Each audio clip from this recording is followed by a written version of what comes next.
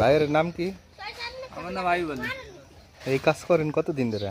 তা বয়স 10 বছর। এর নাম কি? এর নাম হলো ঘুনি। এটা বানাইতে কতক্ষণ সময় লাগে একটা কমপ্লিট করতে?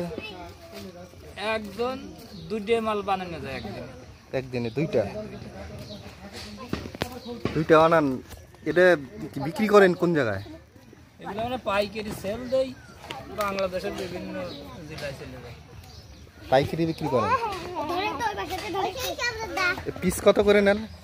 পিস এখন মূল্য কমে গেছে, আগে ছিল 250-300 টাকা পিস, এখন 150-170 টাকা যাচ্ছে।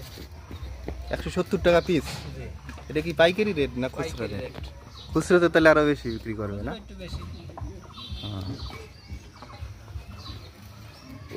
এটা কি সব সময় বিক্রি হয় নাকি? এটা 12 মাস কালে বিক্রি হয়, একটু কম আর বেশি। শীতের সময় একটু কম বিক্রি হয়।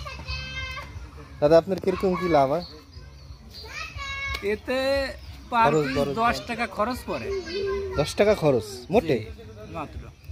আর আপনার পরিশ্রম? আর ওই পারিশ্রমিক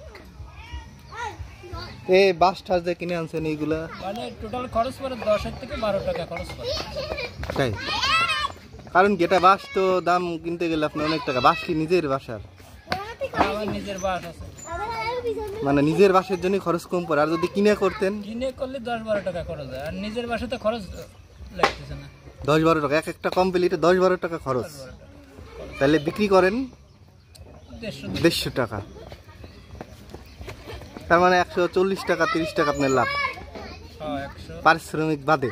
150 টাকা লাভ থাকে।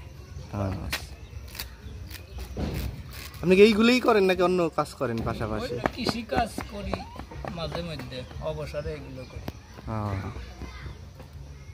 এইগুলাই কি সব মাছ ঢুকে নাকি? এগুলো ছোট মাছ, এগুলো 2 শলা কাটে, তার ভিতর তো যেগুলো ঢুকতে পারে ওইগুলো। মানে 2টা মাছ? মোটা মাছগুলো তো যায় না, এটার ভিতরে ছোট মাছগুলো ঢুকে, তাই না? 2 শলা কাটলে যতটুকু ফাঁকা হয় মানে ওই পরিমাণ। আচ্ছা ঠিক আছে ভাই, আপনার ধন্যবাদ।